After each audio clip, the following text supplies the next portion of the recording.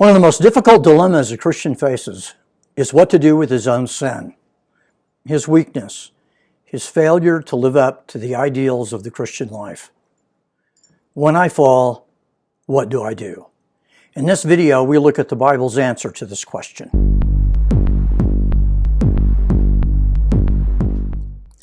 Hello, everyone. Nothing grieves a Christian more than his own sin, his failure to do what he knows is right. You have received Christ as your Savior, and then you stumble, or really, you fall flat on your face. What do you do then?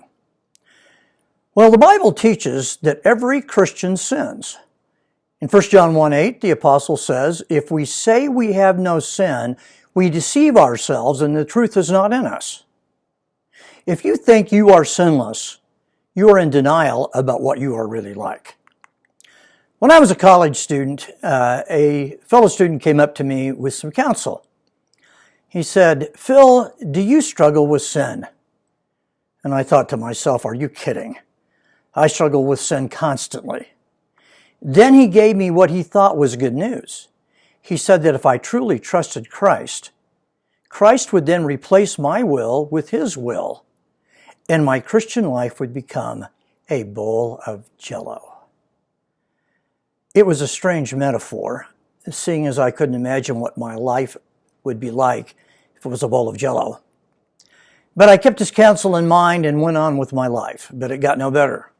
I still found myself in a fierce battle with my own evil heart.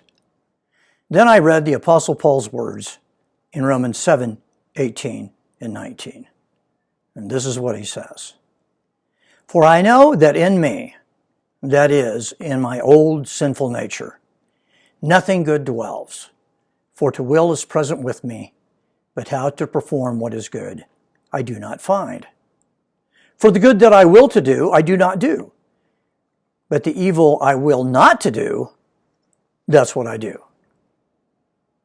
My friend's words and his bowl of Jell-O analogy came back to me, and I thought, he might be living a sinless life, but me, I'm like the Apostle Paul.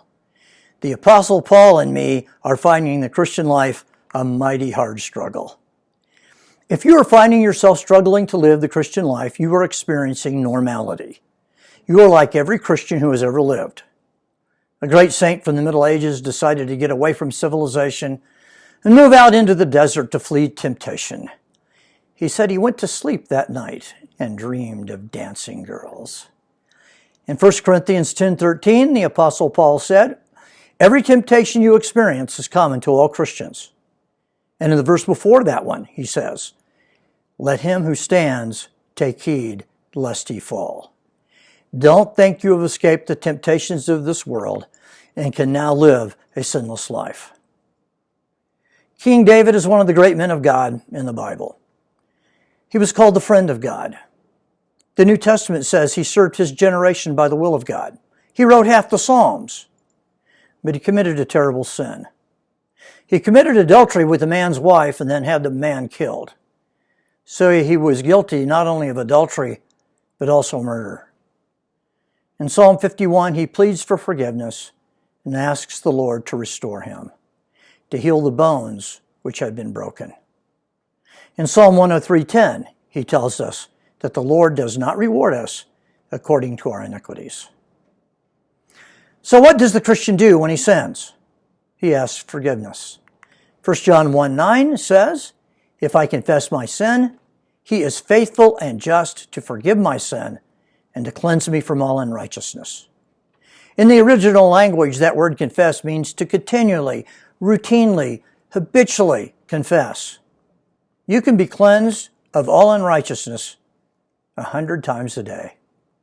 Continue to ask forgiveness. Don't believe the satanic lie that there is no hope for you. God will cause you to persevere to the end and deliver you safely into his kingdom. Thanks for watching. There are other videos close by that deal with these kinds of questions.